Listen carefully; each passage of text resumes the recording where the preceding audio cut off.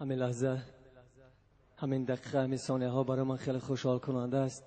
اینجا میان شما یک نفر شخصی برای من خیلی عزیز و معتبر هستند، پدر مهربان من در تمامی حیات خیش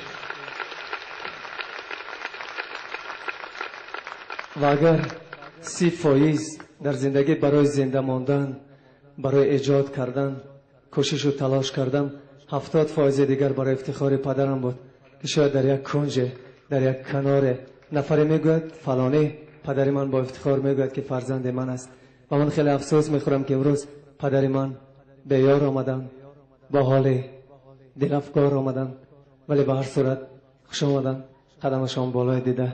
شاید همین لحظه ها از یک روزنه دور روح پاک مادر من است به شما می نگرد، به من می نگرد و در قطار شما مرا تهنیت می کند. نمیدانم من از تو راضیم ای مادر من، ولی آیا تو از من راضی؟ و این سرود برای شما.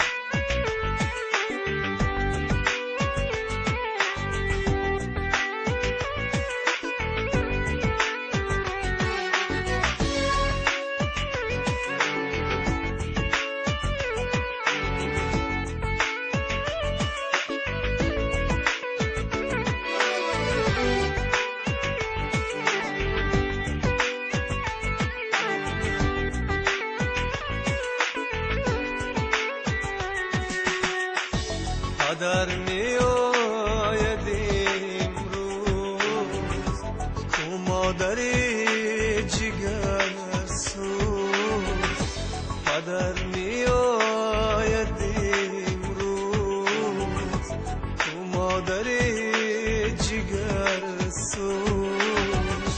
این چی قسمت، این چی تقدیر، زندگانی سرد و دلگیر.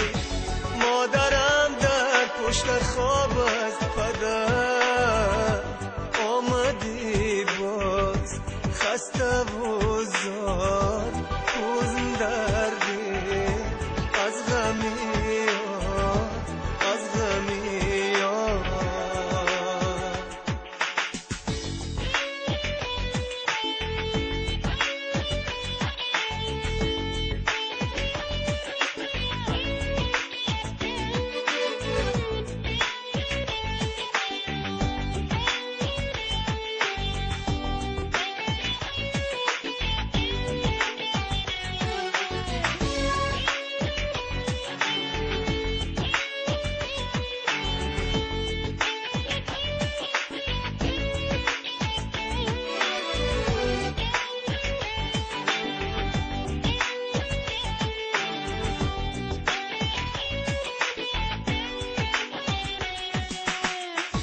بالای دیده جایم من میمیرم برایم، بالاست از دنیا یک کف مرا دعایم. ای پدر جان نوری چشمان، آتشی دل گرمی جا، هم صدای ناله های زاری دل. زنده باشی در دل من ای چراغ منزل من، منزل من. پدر می آید امروز تو مادری جگر سوز، پدر می آید امروز مادری جگرسوز پدر میآید. تشکر میکنم.